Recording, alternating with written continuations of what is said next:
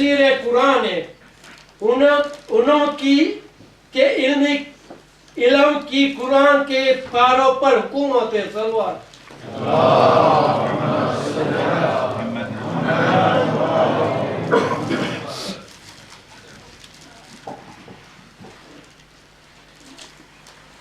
أعوذ بالله من الشيطان الرجيم بسم الله الرحمن الرحيم الحمد لله رب العالمين بارئ الخلائق أجمعين باعث الأنبياء والمرسلين الذي بعد فلا يرى وقرب فشهر النجوى تبارك وتعالى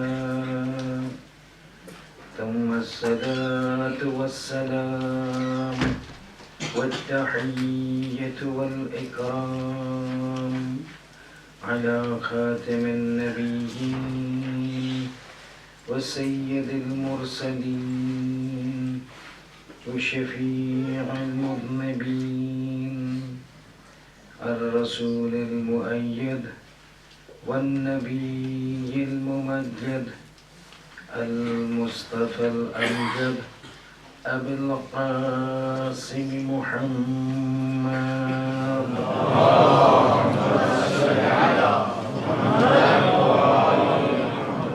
وعلى آله الطيبين الطاهرين المعصومين المظلومين لا سيما على الإمام المنتظر وحجة الله الثاني عشر ابن العسكري المنتظر ولعنة الله على أعدائهم أجمعين من الآن إلى قيام يوم الدين.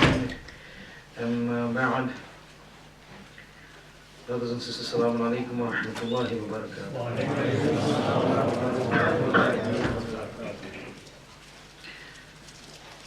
I'd like to take this opportunity to first of all extend my sincere condolences and tasliyat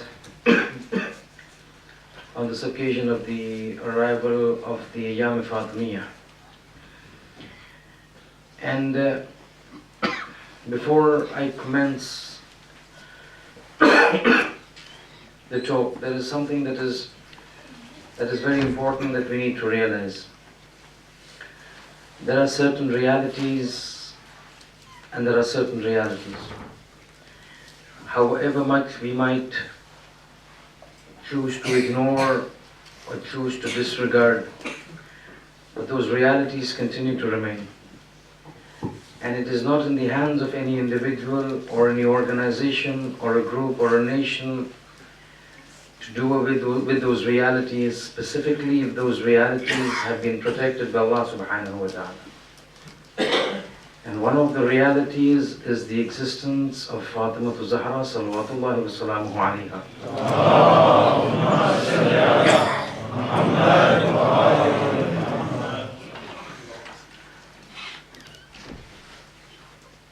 These Ayyame Fatimiya that we have, and I believe this is the first time that we are having the Ayyame Fatimiya on 3 nights together with the Niyaz. And this is something I believe is an act that needs to be appreciated and commended. Primarily because of the fact that we will see and we will discuss. Specifically in these nights that come of Ayyame Fatimiya, I usually have a policy, an approach, whereby the first 2 nights are discussed on issues relating to Islam, and the 3rd night, which is the actual night of Shahada, we will discuss the merits, the virtues of this lady. And my personal belief is, and people might agree to disagree, but this is my personal belief. and this is my personal conviction, a belief and conviction which is not based on raw thinking and mere sentiments. It is something that is based on research, something that is based on what I have read, what I have discussed, what I have studied. And this is a conviction that I will carry with me to my grave. And that conviction is that this lady Fatimah Zahra is an entity which is coming in the family. Today we're not going to talk about her directly. But because this is the start of the Ayyame Fatimiya, and because if this is the first time that we've got 3 nights and 3 nights with niyaz, I want to emphasize one point that makes these nights very important and this act very important, is that despite being born in a family of 13 other ma'asumeen, and despite being born in a family where the husband is a person like Ali ibn Abi Talib alayhi salatu wassalam,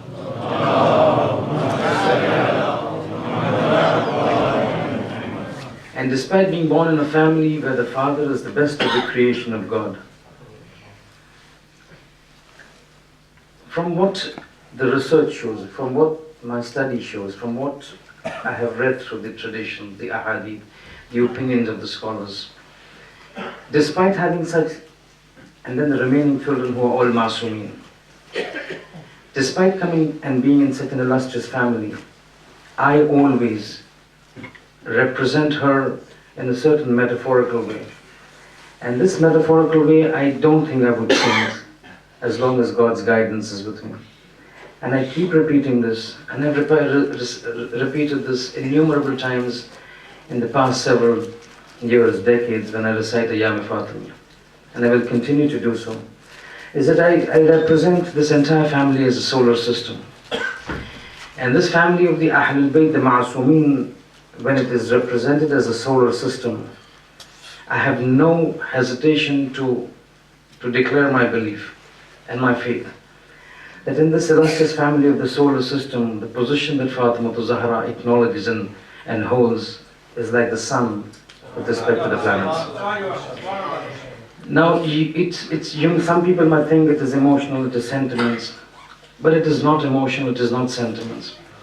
Till the time I'm over here and whenever we have Ayyame Fatimiya, I will keep representing and I will keep expressing certain fadail of this lady to you. And it will go in the same fashion. Whenever we have Ayyame Fatimiya, the first 2 nights will be something indirect references to the Bibi. The 3rd night will be directly to her. And as we keep speaking and as occasions come, you will keep seeing. And you will keep hearing things about her. And slowly you will realize what gives this conviction that in this family of the Ma'asumeen, the solar system of the Ma'asumeen, she occupies the position of the sun. Because you find all the Ma'asumeen revolving around her. All the Ma'asumeen are revolving around her as if she's the pivot of this family, as if she's the fulcrum of the family. A person like the Holy Prophet is seen to be revolving around her. With no disrespect to the Holy Prophet. We are never saying her rank is higher than the Prophet, understand? There's a difference between saying her rank is higher than the Holy Prophet and saying that she forms the fulcrum of the family of the Ahlulbayt. So while the world revolves around the Holy Prophet, you find, and revolves around this family, you find this family revolves around this holy lady, Fatimah Zahra. But it will come slowly, you will hear how the position, and this is, we will facts, proofs, research and hard facts. But what is important to realize is that since this method has started, of 3 days of Ayyame Fatimiya at the center, and I appreciate the concept that it has been, that the Jamaat has accepted it. It is a Sunnat Hasana, one. Secondly, to ensure that the appropriate importance is given to this holy lady. Certain individuals have stood up, raised their hands and said, yes, we will support this cause of giving the appropriate respect to this holy lady by arranging niyaz for this holy lady. And individuals have stood up and for their marhumin, for themselves. And this is something that you will see. How much benefit it will give. Probably now we don't realize it. Say it's a decision that was taken.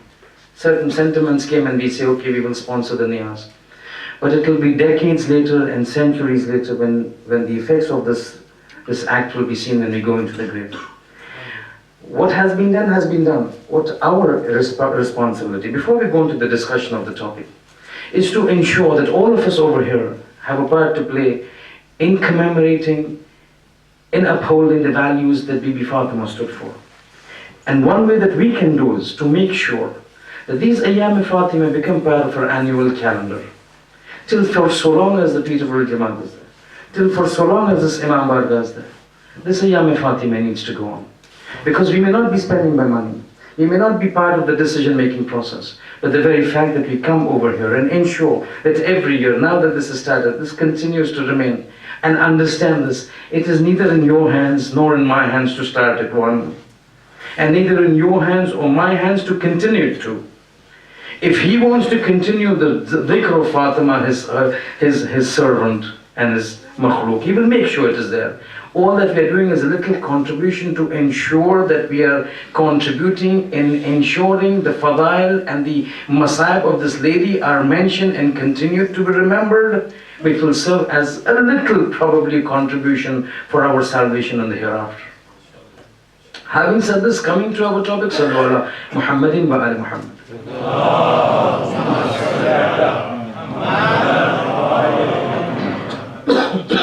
As we had said, in these 3 nights, in these 2 nights, the topic that we had taken up was the topic of Shafa'at. And the reason that has been taken up is with a purpose.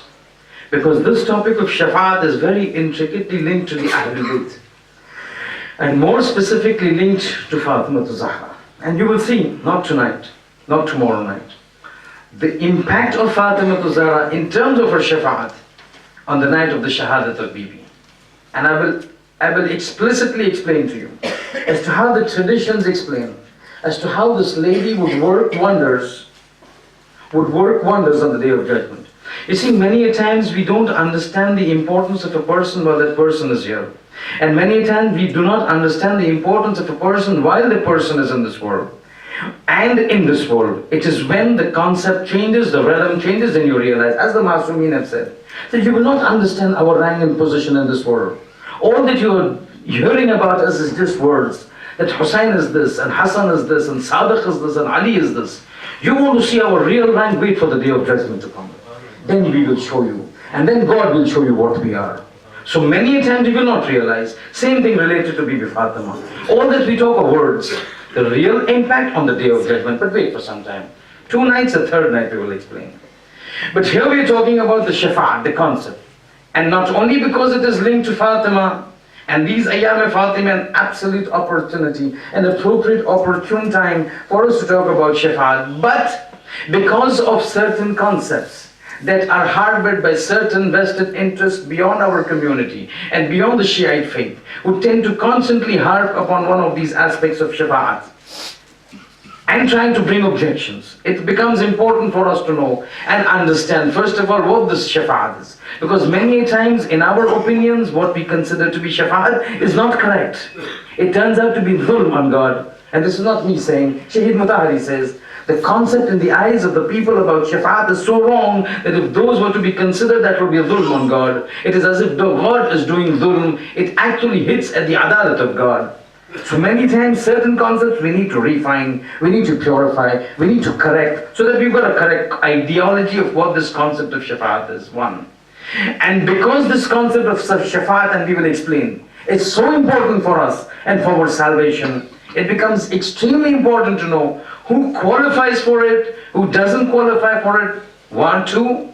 And third, how does it actually take place? So when we say Shafa'at, Shafa'at, Shafa'at, Shafa'at, what does it mean? Ishfa'i lana inda Allah means what? What does it mean by that? And that's what we want to discuss. An introduction needs to come. Quite a few things will come in the next lecture tomorrow night. Because there are so many things to be discussed, I will definitely not be able to encompass everything in the 2 lectures. Because 3rd night Shahadat has to be for the Holy Lady. It has to specifically discuss with Fatima. Specifically, night of Shahadat, we have to talk about her masa'ib and her rank and virtues. But right now, starting, one of the general concepts that we harbor with respect to Shafa'at means what? If you pick up a person and say, what in your opinion when we talk about the Shafa'at of the Ahlulbayt, what does it mean? Even in general terms in our worldly life, You see, when you want somebody to intervene on your behalf, to intercede on your behalf, it means somebody in a position of an inferiority takes the help of somebody in a position of superiority.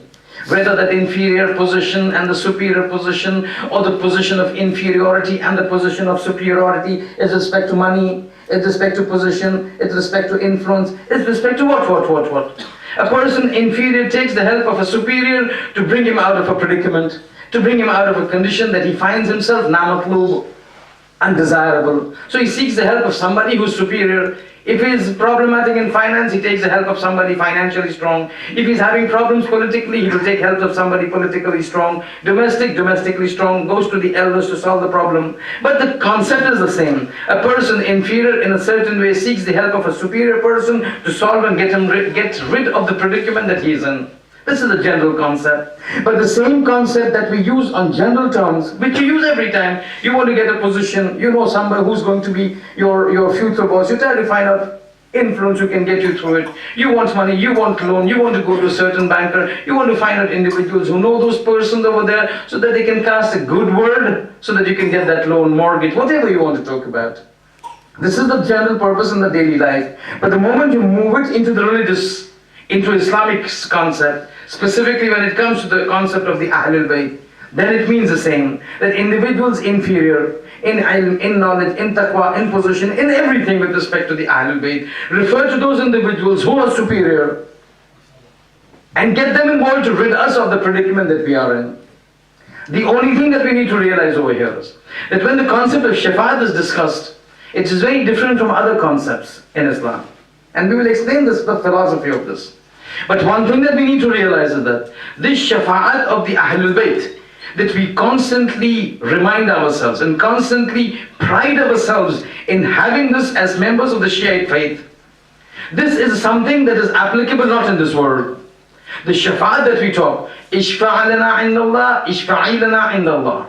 All of these things that we talk about the Shafa'at is not applicable in this world. It is only applicable in the Akhirah, and that too after the Day of Judgment. It is not something that you and me can benefit from in this world. It has to be taking place in the Akhirah. And even the Akhirah, it's after the Day of Judgment. What does it do? It does two things. Again, we're going very, very superficially. But bear with me, because we will start going suddenly into the depths.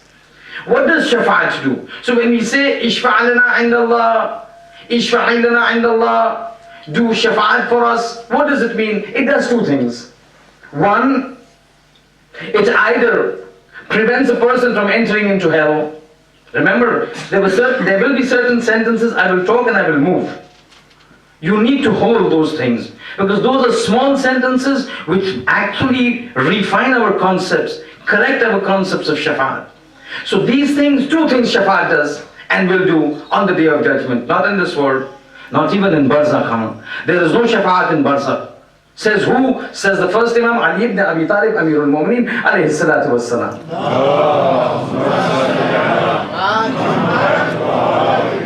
Ali has said, he's saying, don't worry about you on the Day of Judgment after Hisab and Kitab is done. We will be there for you. We will come to you. Your Shafa'at, you will get our Shafa'at in the Day of Judgment if you have been sincere in your love to us. We will be your Shafi'ah. What I am worried about is not in the hereafter, in the Day of Judgment.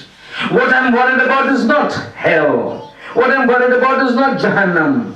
What I am worried about is Barzakh, where we have no Shafa'at for you in the Barzakh. When we say Barzakh means what? Means the moment you close your eyes, you see Malakul Maut, you're into Barzakh. When you say the Akhirat, the final Akhirat is the time when the horn or the trumpet is blown and everybody will be raised up. Qum, stand up. Qumu, all of you stand up. He's saying this period between the time you see Malakul Maut and the time you're asked to raise up is the time that we are worried about you. How will you help yourself? Once you come to the Day of Judgment, there's not a problem. We will be there to help you. Although even there you've got traditions. Let's not take this very half-heartedly. When Imam says that I am there for you in the Akhirat, you need to really worry about yourself in the Barzakh. What it means is that Akhirat, the Shafa'at is there.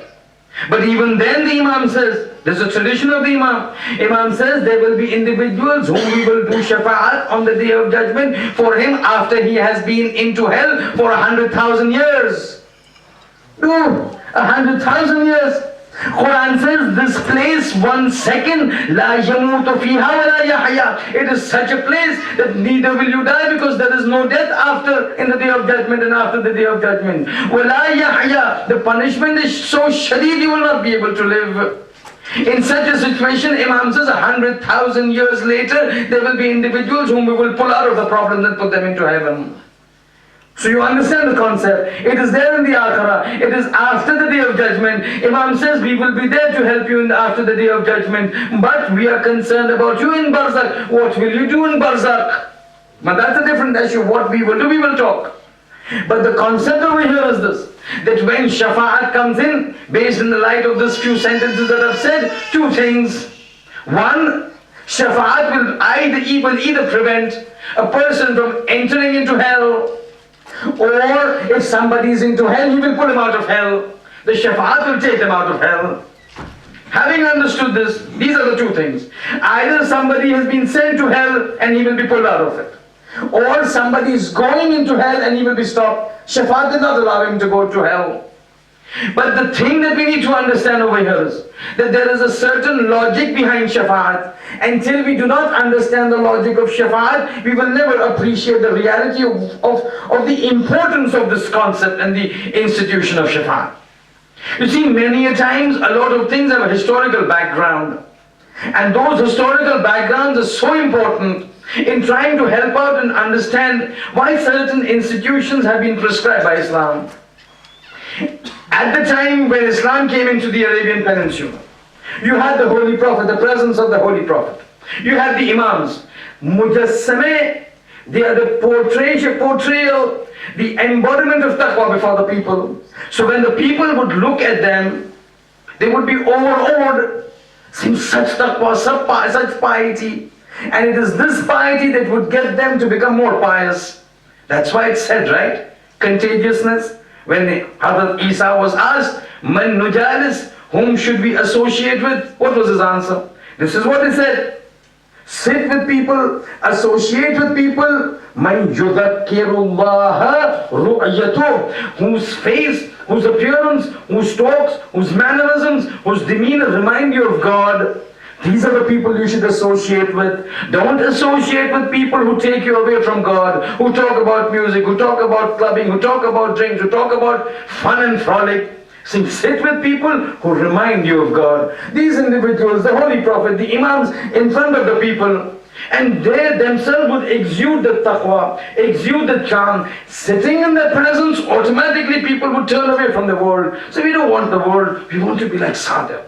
We want to be like Riva. We want to have that taqwa. And they would do that. And that was the reason. You know that question that would come to the sixth Imam? Saying when we sit with you, we become so muttaqi. We want to forget the world. We want to forget the dunya. We want to concentrate on God. We don't want to commit any sins. Moment we go away from your presence, we're back to normal. We're back to normal. So are we munafiqeen? We don't want to discuss about what the sixth Imam replied to him. But this was the concept. This was the reality. Individuals with spiritual power exude that taqwa, exude that power, and then affect the people around him. So these people would become very pious.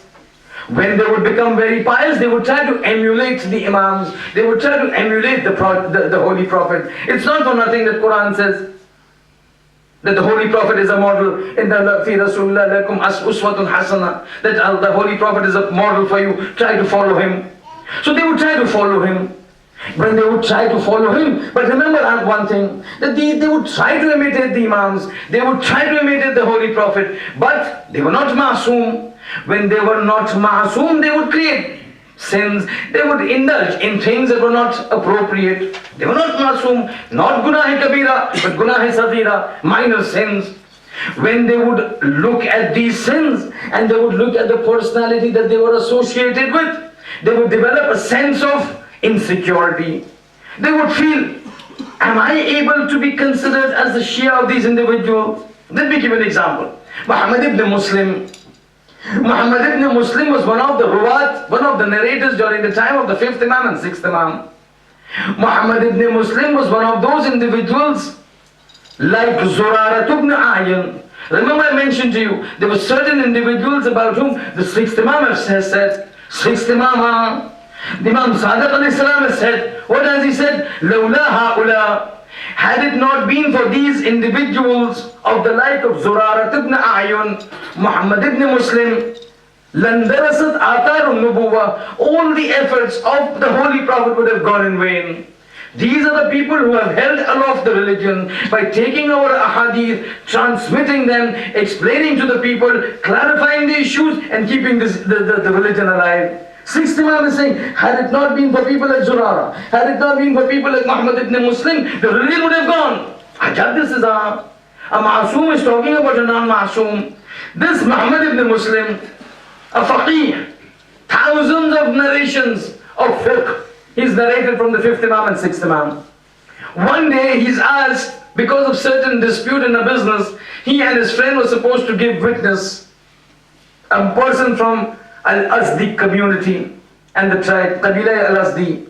So the 6th Imam, Muhammad ibn Muslim and these two individuals are summoned to court. You need to give witness. You need to understand how the impact of a Ma'asum in front of us makes upon an individual. They come into the court. As they enter, the announcement is made. Muhammad ibn Muslim is entering. This person from Al-Azdi community, Qabila Al-Azdi is entering. As they enter, they stand in front of the Qadi. The Qadi looks at them and says, you Muhammad ibn Muslim, you are this person, one of the ashab of the 6th Imam. Then he says a word, Fatimiyan, Ja'fariyan. That means two people who follow the mother of Fatima. Two people, like Hassanain, Hassan is one. Those who know a little bit of Arabic, Hassan is one. Hassanain means two. Maghrib is one. Maghribain means Maghrib and Isha two. Dhuhrain also two. Similarly, Fatimiyan, two members of the Fatimi sect. Ja'fariyan, two members of the Ja'fari sect. The moment this announcement was done, Fatimiyan wa Ja'fariyan, just to identify which sect they were in, Muhammad ibn Muslim begins to starts to cry. He begins to weep and weep and weep. So the Qadi is saying, Ma ba'alabik, what's wrong with you? I have not said anything. A judgment is not passed. Why are you suddenly crying? He's saying, Nasabtina ila qawmin, you have ascribed us and you have related us to a qawm, to a family, that these family, if they were to know what actions we are doing, would not accept us as their Shias.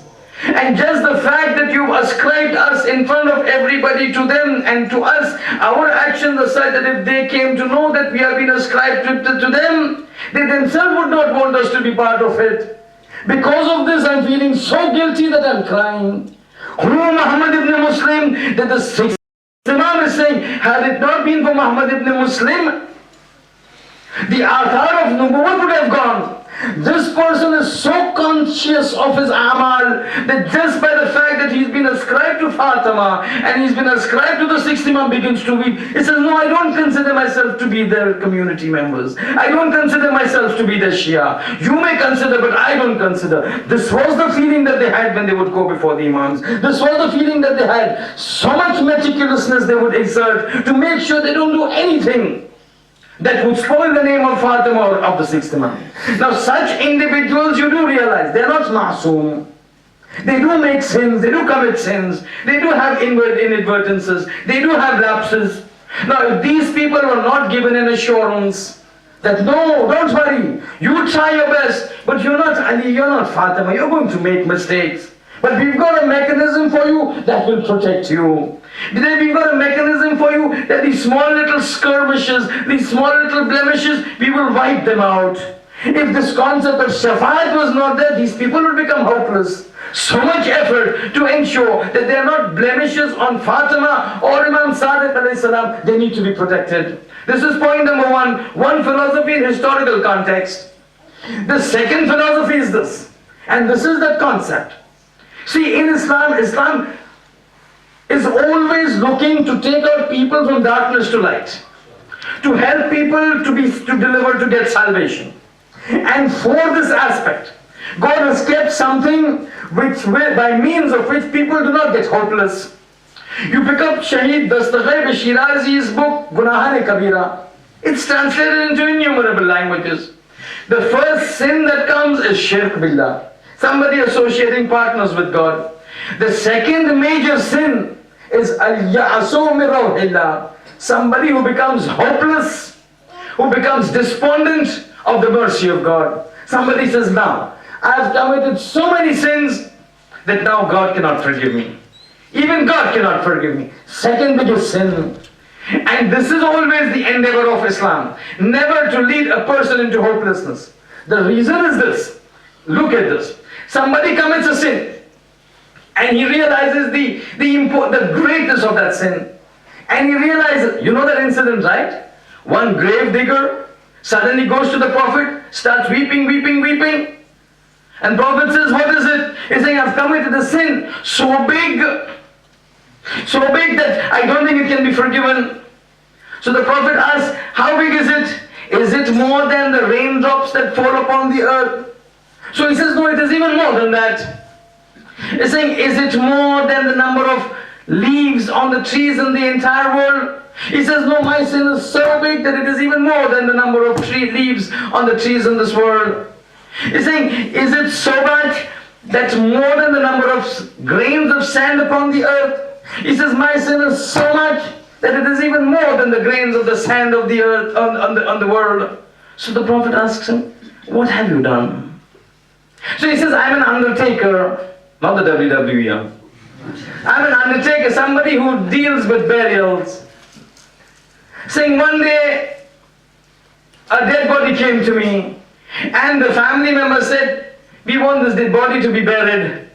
So I started to make preparations for the burial of the body. As I started to make the preparations of the burial of the body, I looked at the body, I realized it was a young lady, a young girl who had passed away.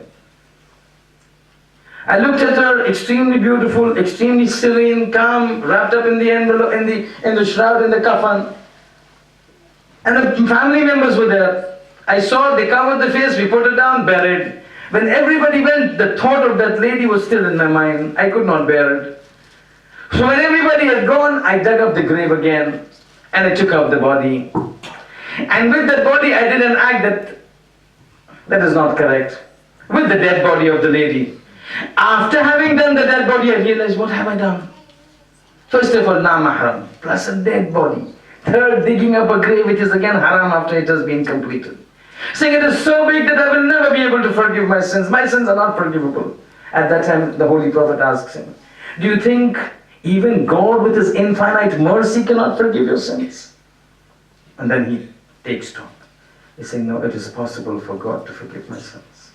The point over here to make out is that Islam always endeavors not to lead people to the path of despondency. Now, assuming somebody who goes and commits a sin and then he becomes despondent, that there is no way that his sins can be forgiven. And this is why the second biggest sin is despondency with respect to the rahmat of God. If somebody commits a sin and considers it to be so big that his sins cannot be forgiven, for this man, his life in this world and the akhirat is gone. Now this man will never take stock of any other action that is with respect to haram, because now he knows that all aspects that he's done is going to be irrelevant, because his sins are so big that it cannot be forgiven. He's eventually going to end up in hell. If he has to end up in hell, then why should I take stock of all the haram and halal? Let me indulge in everything that is haram, because my akhirat has already been spoiled.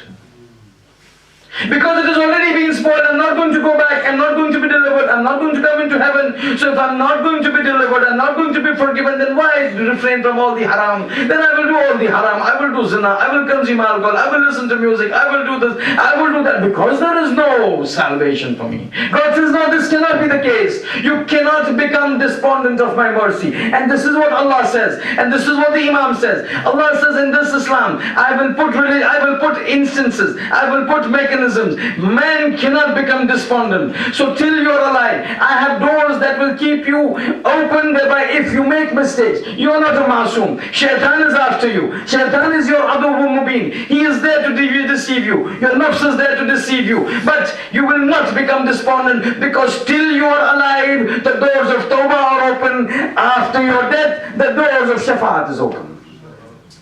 Till you are alive, you cannot just be despondent, because Tawbah can take you out of your deliverance, can give you deliverance. And even after death, you need to make sure you do not become despondent and throw caution to the winds, because if you do that, Shafa'at will not come to you. Do not become despondent. Carry on with your acts, because Shafa'at is there. You see the concept? You see how it happens? How it works about? But having understood this, that this is the philosophy, this is the psychology, this is the reason why Shafa'at has been mentioned, and this is one of the reasons whereby numerous methods have been entertained in Islam for forgiveness of sin. You have the doors of Tawbah, you have the doors of Kafara, you have the doors of Diyat, and you have the doors of Shafa'at. And Shafa'at of whom? The Ahlulbayt. This is just the start, because tomorrow we will embark on what actually takes place. The entire concept of Shafa'at stems from one thing, the rahmat of God. And we need to understand how that rahmat of God works, and what does a shafi do. When you say the Holy Prophet is going to do one's shafa'at, وَتَقَبَّلْ شَفَاعَتَهُ, when we say after the tashahhud of the second rakat, oh Allah, accept the shafa'at, what happens? What does He do? Does He say these sins, forgive it? There are two concepts we need to understand. We will not reach it now. We will definitely not reach it now. But two concepts. One, the concept of adalat of God. And the second, the concept of the rahmat of God. Qayamat ke din jo hai, bas ek mukhtasar tashrih, tawzi, aur phir iska idama jo hai inshallah kal. Lekin qayamat ka jo din hai na, ایک عجیب دن ہے, اور اس کے متعدد اسماء اور نام ہے قرآن میں. قیامت کا ایک نام یوم الحق, حق کا دن, اور اس کی تشریح جو ہے قرآن اس طرح کرتا ہے کہ یوم تبلا فیہ السرائر, کہ وہ ایسا دن ہے کہ اس میں تمام رازوں کو خدا کھول دیتا ہے. جب خدا رازوں کو کھول دیتا ہے, تمام راز کھل جاتے ہیں, تمام اسرار کھل جاتے ہیں, تو پھر اسے کہا جاتا ہے یوم الحق. حق یعنی کیا؟ ہر وہ چیز جو حق ہے, ہر وہ چیز جو حقیقت ہے, وہ نمایاں ہو جاتی ہے. دیکھیں انسان, میرے دل میں آپ کے نسبت ایک کینہ ہے, ایک نفرت ہے, اب تو اس دنیا میں اس کو چھپا کے رکھ دیا, تو یہ میرے اسرار میں سے ایک سر ہو گیا. آپ نہیں جانتے کہ میرے دل میں آپ کے نسبت کیا ہے. میں آپ کے نسبت بغض رکھ رہا ہوں, میرے دل میں آپ کے نسبت کینہ ہے, لیکن محفوظ کر کے رکھا ہوں, ظاہر نہیں کیا. یہ اسرار ہے, یہ سیکرٹ ہے, یہ چھپا ہوا ہے. قیامت یوم الحق یعنی ہر چیز جو حق ہے وہ ظاہر ہو جائے گی. ہر چیز جو اسرار کے عنوان سے چھپی ہوئی ہے اس کو خدا کھول دے گا. قیامت کے دن جب آپ کی اور میری ملاقات ہوگی, وہ جو کینہ, وہ جو دشمنی ہے, وہ ظاہر خدا کر دے گا. یوم تبلا فیہ السرائر, ہر چیز کو خدا اشکار کر دے گا. اسی لیے کہتے ہیں یوم الحق. اس یوم الحق میں ہر چیز جو حق ہوتی ہے خدا اس کو ظاہر کرتا ہے. ایک چیز جو ظاہر ہو, بس اسی کے عنوان سے کہ ہر چیز جو ظاہر, جو باطن ہے, خدا اس کو ظاہر کر دے گا. ہر چیز چھپی ہوئی ہے, خدا اس کو ظاہر کر دے گا. بس شفاعت مفہوم اور کس طرح جو شفاعت عمل کرتی ہے وہ انشاءاللہ کل اسی عنوان پر. مگر جیسے میں نے کہا, اس دن ہر چیز کا راز خدا فاش کرے گا. چھٹے امام کی ایک روایت ہے کہ جب قیامت کا میدان ہوگا اور ایک عجیب کیفیت طاری ہوگی, شفاعت فاطمہ کا تو جو ذکر جو ہے وہ تیسری مجلس میں, لیکن روایت کے جملے یہ کہ جیسے ماحول معاشر کا منظر برپا ہوگا, اور پھر بہت ہی تفصیلی روایت ہے کہ کس عنوان سے اس دن کے جو ہے کا نظام چلتا رہے گا. مگر ایک مرحلہ ایسے آئے گا کہ وہ مرحلے کی ابتدا تو میں نہیں بتاؤں گا, وہ تو پھر شہادت کی شب. مگر مرحلہ یہ ہے کہ اس وقت جو ہے دو شخصیت جو ہے حکم دیا جائے گا کہ ان دو شخصیت کو جو ہے, ان دو شخصیتوں کو میدان محشر کے میدان میں لایا جائے. سب سے پہلی شخصیت جو ہے خدیجہ طاہرہ. خدیجہ طاہرہ کا جو ہے وہ رود محشر میں ہوگا. اور پھر حکم دیا جائے گا فاطمہ بنت محمد کو لایا جائے. اب کیا منظر ہے وہ تو میں ایسے ہی بتاؤں گا، مگر ایک چیز ضرور بتاؤں گا کہ جب فاطمہ آئے گی تو ہاتھ میں محسن ہوگا، اور محسن جب ہوگا تو ایک عجیب کیفیت ہوگی، اس منظر ایک عجیب منظر ہوگا. ہاتھ میں محسن ہے فاطمہ زہرا کے، ساتھ میں خدیجہ طاہرہ ہے، ایک عجیب منظر. مگر اس منظر کشی کو میں ذرا ایک رخ موڑ لوں کہ یہ منظر بنا کیسے، کہ کس طرح محسن جو ہے فاطمہ کے ہاتھ میں لایا گیا اور فاطمہ محسن کو لیے ہوئے محشر کے میدان میں وارد ہوگی. اسے اگر جو دیکھنا ہے تو چلیے سن 11 ہجری میں رسول خدا کا انتقال ہو چکا. ایک مرتبہ آپ جانتے ہیں نا، ہماری فقہ میں، اسلامی فقہ میں، شریعت میں ایک کچھ چیز ایسی ہے کہ تاکید کی گئی. ان چیزوں میں سے ایک چیز جو تاکید کی گئی ہے وہ یہ ہے کہ جب کسی کے گھر میں انتقال ہو جائے تو آس پاس کے رشتہ دار پڑوسیوں کا حق یہ ہے یا فریضہ یہ ہے کہ جس کے گھر میں میت ہو گئی ہو اس کے گھر میں کھانا پکانا نہ دیا جائے. یعنی باہر والے ہمسائے رشتہ دار اپنے اپنے گھر سے کھانا پکا کر اس گھر میں کہ جس میں میت ہو چکی ہے لے آ کے دیا جائے. مگر عجب واقعہ ہوا کہ 11 ہجری میں یہاں اللہ کے رسول کی آنکھیں بند ہوئی اور کچھ ہی وقت گزرا نہ تھا کہ لوگوں نے دیکھا کہ فاطمہ کے گھر سے دھواں نازل ہو رہا ہے. ارے فاطمہ کے گھر سے دھواں نکل رہا، فاطمہ کے گھر میں کھانا پک رہا، ارے اللہ کے رسول تو ابھی آنکھوں کو بند کر کے چلا گیا، یہ کون سا کھانا پک رہا؟ ارے پھر پتا چلا یہ کوئی کھانا نہیں پک رہا، یہ در فاطمہ کے جلنے کا دھواں ہے. مگر کس طرح یہ واقعہ ہوا، کس طرح یہ واقعہ ہوا، سنیے مفضل ابن عمر کی روایت چھٹے امام کے ذریعے سے. چھٹے امام کی روایت مفضل بیان کرتے ہیں، کہتے ہیں کہ ایک وقت ایسے آیا کہ اللہ کے رسول جب چلا گیا تو ایک گروہ جو ہے فاطمہ کے گھر کے پاس آ کر کھڑا ہو گیا. ایک ملعون نے آواز دی، اے دروازہ کھولو، ابو الحسن کو باہر نکالو، ابو الحسن کو باہر نکالو. دیکھیے مظلومیت اہل بیت اس طرح ہے، نہ کہ اس وقت مظلوم تھے، آج بھی مظلوم ہے. اس سے زیادہ کیا مظلوم کہ یہاں بیٹھ کر اس ملعون کا نام نہیں لیا جا سکتا.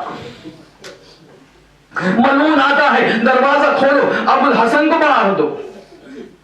تو پیچھے سے آواز آئی، فاطمہ کی آواز، کہا نہیں دروازہ نہیں کھلے گا، ابو الحسن کو میں نہیں جانے دوں گی. ارے اولین مدافع ولایت ہے نا. ایک مرتبہ فاطمہ کہتی ہے ابو الحسن کو باہر آنے نہ دوں گی، دروازہ نہیں کھولوں گی. ایک مرتبہ ملعون پھر کہتا ہے دروازہ کھول دو، ابو الحسن کو باہر نکالو. پھر دوبارہ جو ہے فاطمہ انکار کرتی ہے کہ ایک مرتبہ ملعون ایک حکم کو صادر کرتا ہے، کہتا ہے لکڑیوں کو لایا جائے، در فاطمہ پر لگایا جائے اور لکڑیوں کو آگ لگائی جائے.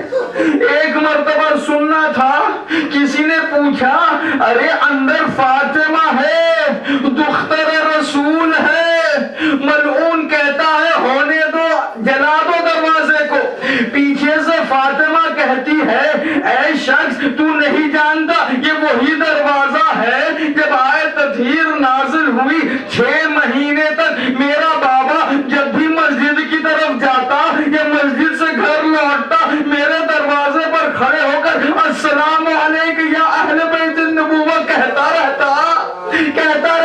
ملعون نے کہا میں نہیں جانتا، یا ابو الحسن کو باہر بھیجو یا دروازہ جلایا جائے گا. فاطمہ کہتی ہے جو مرضی ہو کر دو، میں ابو الحسن کو آنے نہیں دوں گی. ارے ایک مرتبہ وہ کائنات کا ایک منظر برپا ہوا جس کے وجہ سے کربلا میں پھر خیمے جلنے لگے. ارے در کو جلایا گیا، جیسے در جلنے لگا دروازہ جلنے لگا. اب دروازہ تھوڑا کمزور پڑا. آپ جانتے پرانے زمانے میں دروازہ بھاری ہوا کرتا ہے اور دونوں طرف اس طرح نوکیں ہوا کرتی ہے تاکہ جو ہے حفاظت کے لیے کام آ سکے. ایک مرتبہ دروازہ جلنے لگا, دروازہ کمزور پڑا, ملعون آگے بڑھتا ہے, دروازے کو پیر مارتا ہے, دروازہ اپنی جگہ سے اندر کے جانب گرا. اب اندر کے جانب دروازہ ہے, دروازے کے پیچھے فاطمہ ہے, مگر انتہائی مظلومیت یہاں نہیں ختم ہوتی.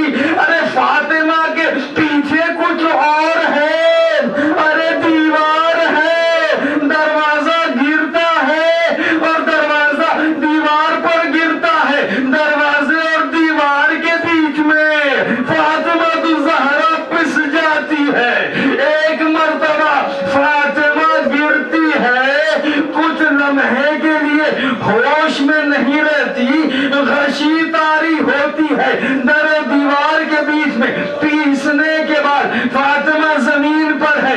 کچھ دیر کے بعد افاقہ ہوا, کچھ دیر کے بعد افاقہ ہوا, احساس ہوا. ارے عزادارو, آپ جانتے ہیں نا, ایک زوجہ جو ہے اپنے شوہر سے کوئی بات نہیں چھپاتی, ہر چیز میں اپنے شوہر کو بلاتی ہے, اپنے شوہر کو بتاتی ہے, مگر کچھ ایسی حساس چیزیں ہوتی ہے نا کہ شوہر کو بتانے میں بھی تھوڑی خجالت محسوس ہوتی ہے.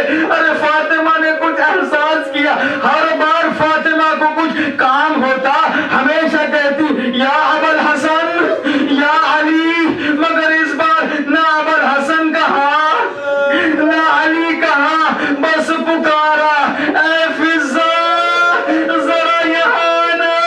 فضا دوڑتی ہوئی آئی, کہا شہزادی کیا بات ہے؟ کہتی ہے فضا میرا محسن چلا گیا, میرا محسن چلا گیا.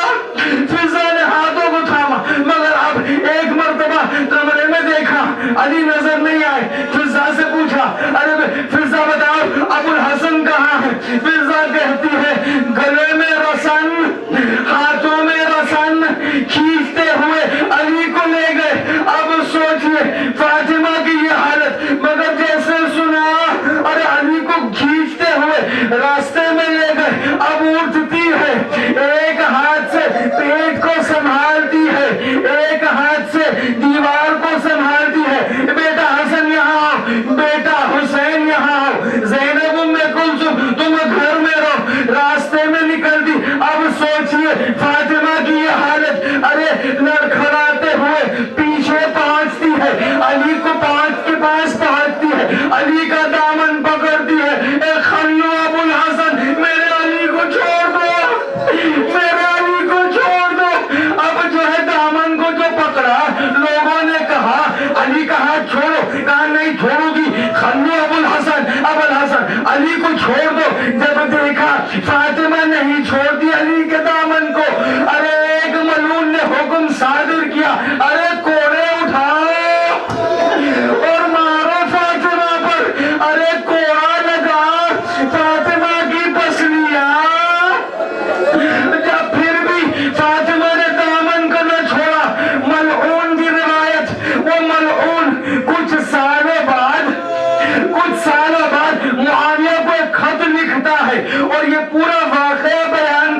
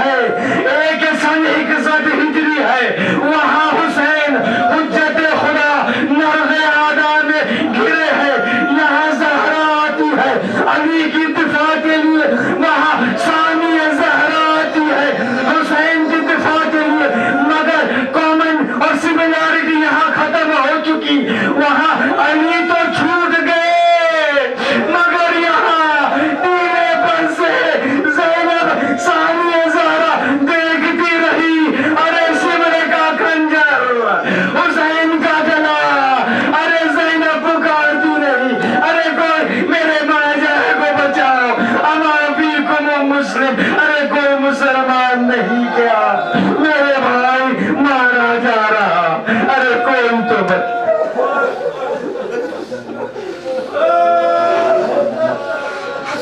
يعلم الذين أي من سنة ينبغي